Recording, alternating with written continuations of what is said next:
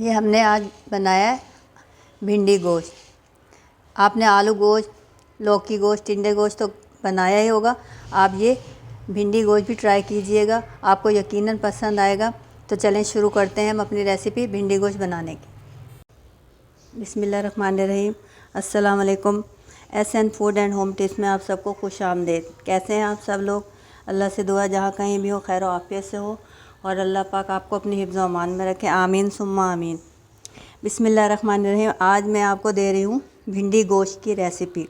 ये मेरे पास half kg के गोश्त है और ये मैंने 1 पाव के करीब भिंडियाँ ली हैं, 2 अदद मैंने टमाटर लिए और 2 हरी मिर्चें ली हैं। तो चले हम शुरू करते हैं भिंडी गोश्त बनाना। बिस्मिल्लाहिर्रहमानिर्रहीम। ये मैंने चूल्हे पे अपनी पतीली चढ़ा दी है। अब मैं इसमें हाफ़ प्याली के करीब ऑयल शामिल कर रही हूँ। चूल्हा मैंने ऑन कर दिया है। इस तरीके से ऑयल को मैं ज़रा हल्का सा गर्म होने दूँगी और साथ ही मैं इसमें ये साबित गरम मसाला शामिल कर दूँगी जो 1 टीस्पून के करीब है। इसमें एक बड़ी इलायची है, लौंगे हैं, दालचीनी है, ज़ीरा और दालचीनी के टुकड़े, ये मैंने इसमें काली मिर्च है वो शामिल कर दी है। इस तरीके से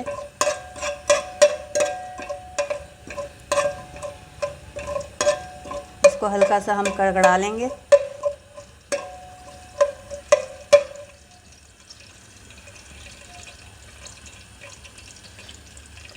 ये हो गया। अब मैं इसमें ये जो गोश्त है ये मैं इसमें शामिल कर दूँगी इस तरीके से।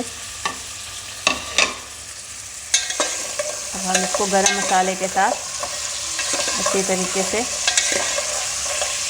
इसको फ्राई कर लेंगे।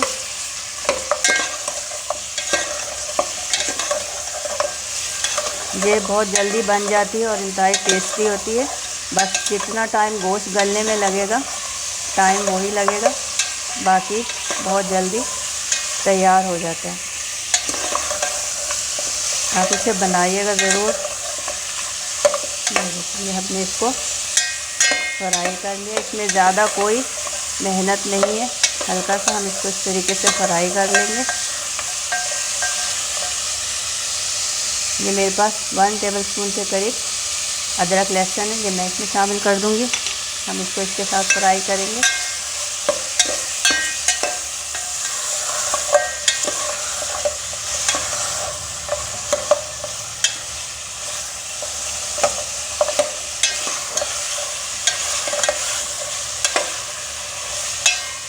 ये देखिए हमारा अदरक लहसुन के साथ फ्राई हो गया। 2 से 4 मिनट तक आप इसको इसके साथ अदरक लहसुन के साथ फ्राई करेंगे तो गोश्त की जो स्मेल है वो ख़त्म हो जाती है। इसमें कोई भी ज़्यादा इसमें हमें बारीक प्याज काटनी या बहुत ज़्यादा टमाटरों को बारीक काटने की ज़रूरत नहीं है। बस ये इस तरीके से हम पहले गोश्त फ्राई कर लेंगे अदरक लहसुन के साथ। अब हम इसमें ये मैंने 2 अदद प्याज ली थी, ये मैंने मोटी मोटी काट ली, ये मैं इसमें शामिल कर दूंगी।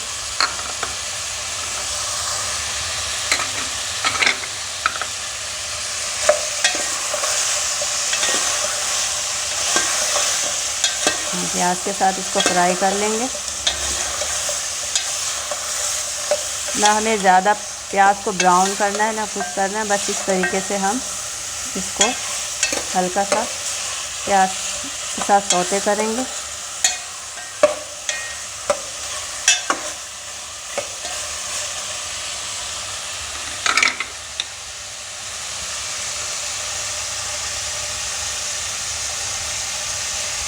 अब ये मैं इसमें 1 टीस्पून पिसी लाल मिर्च,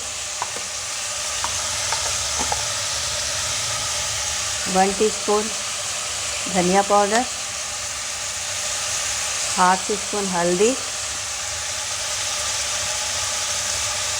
½ टीस्पून नमक शामिल कर दूँगी।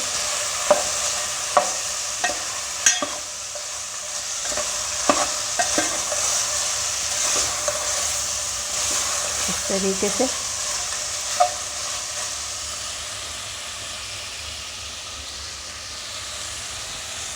ये मेरे पास 2 हरी मिर्चें, ये मैं इसको मोटा मोटा काट के इस तरीके से ये शामिल कर दूँगी।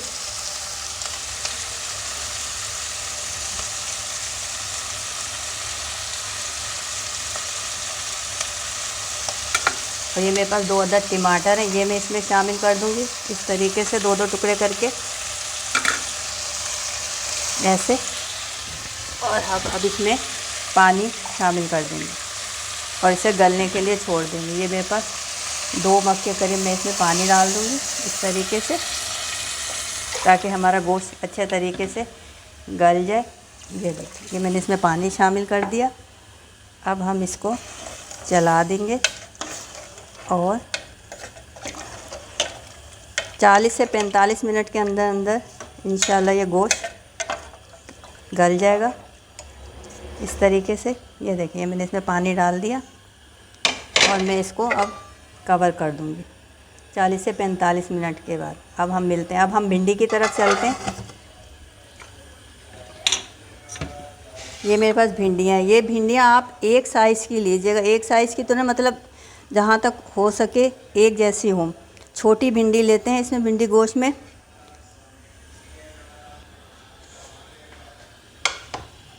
इस तरीके से ये मैंने अच्छी तरीके से धो ली और खुश्क कर ली।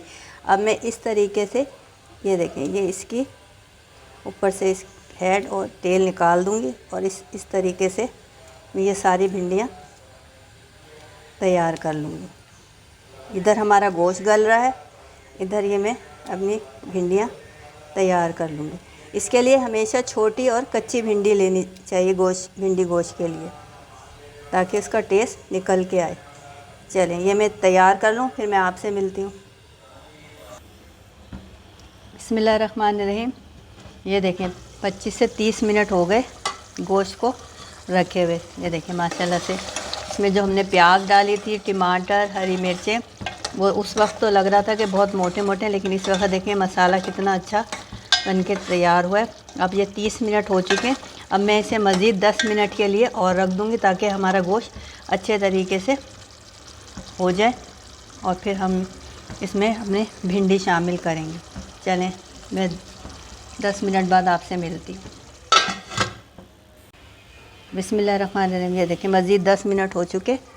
आप इसकी माशाल्लाह से शक्ल देखें, मसाला कितना अच्छा हो गया। अब मैं इसकी आंच तेज़ कर रही हूँ और तेज़ आंच पे हम इसको अच्छे तरीके से भूनेंगे, ताकि हमारा मसाला बहुत अच्छे तरीके से भून जाए। ये देखिए, इसकी जो हमने प्याज डाली थी, टमाटर, इतना अच्छा मसाला बनकर तैयार हुआ। मैं इसको 10 मिनट तक अच्छे तरीके से मज़ीद भून लूँगी, जब तक कि रोगन जो है हमारा अच्छे तरीके से ऊपर आ जाए। ये देखिए, हमारा मसाला भुनता जा रहा है इस तरीके से। आपने आलू गोश्त बनाया होगा, लौकी गोश्त बनाया होगा, तो आप ये भिंडी गोश्त भी ट्राई कीजिएगा, आपको यकीनन पसंद आएगा। एक जैसी डिश खा खा के लोग तरह हो जाते हैं कि हम बार बार आलू गोश्त खाएं या हर वक्त टिंडे गोश्त, लौकी गोश्त। तो बदल बदल कर सब्ज़ियाँ डालकर अगर हम बनाएं तो घर वाले भी बहुत पसंद करते हैं। ये देखें माशाल्लाह से इसका घी ऊपर आना शुरू हो गया। इसकी भुनाई जितनी अच्छी होगी, टेस्ट उतना ही निकल कर आएगा इस तरीके से। ये हमारा गोश्त भुनता जा रहा है। ये देखें, आप इसमें मटन में भी बना सकते हैं और बीफ में भी बना सकते हैं इसको।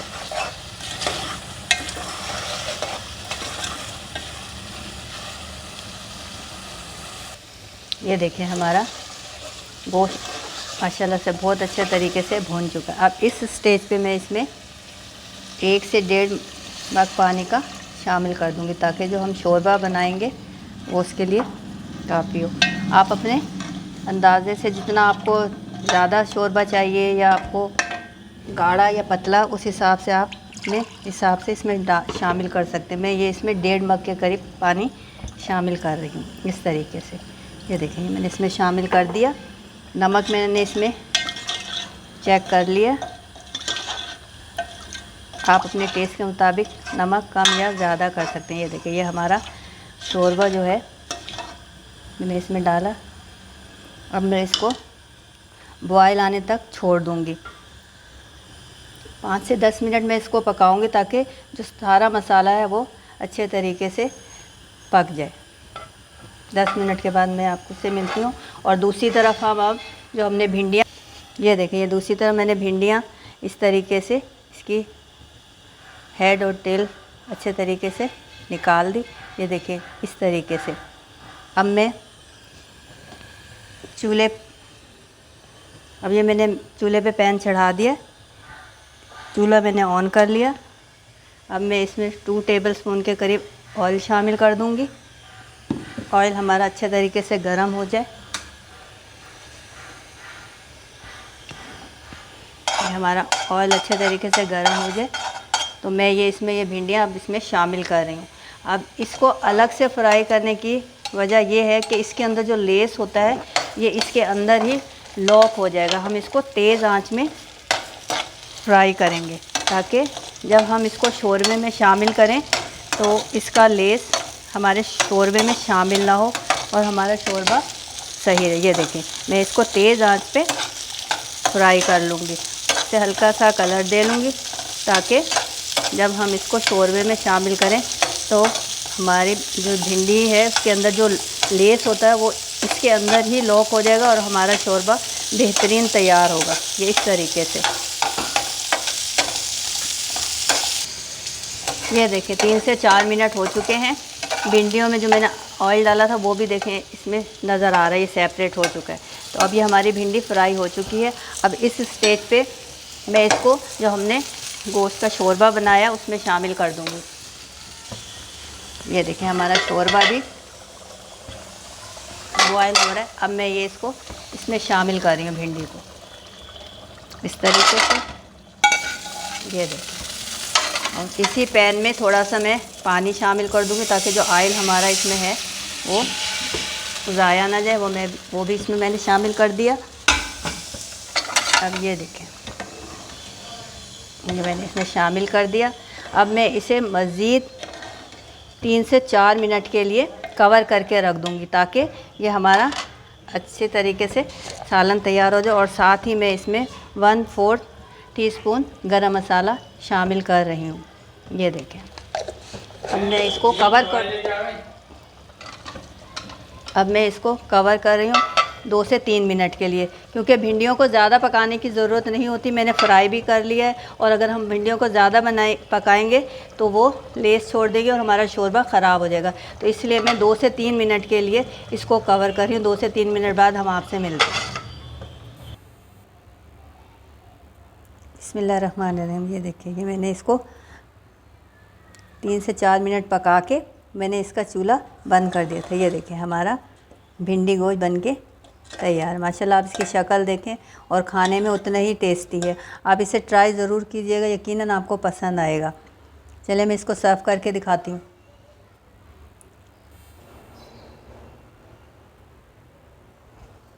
ये देखें भिंडी गोश्त बन के तैयार हो गया। अगर आपको मेरी ये रेसिपी पसंद आई हो तो इसे लाइक कीजिए, शेयर कीजिए और मेरे चैनल को सब्सक्राइब कीजिए। शुक्रिया। अल्लाह हाफिज़।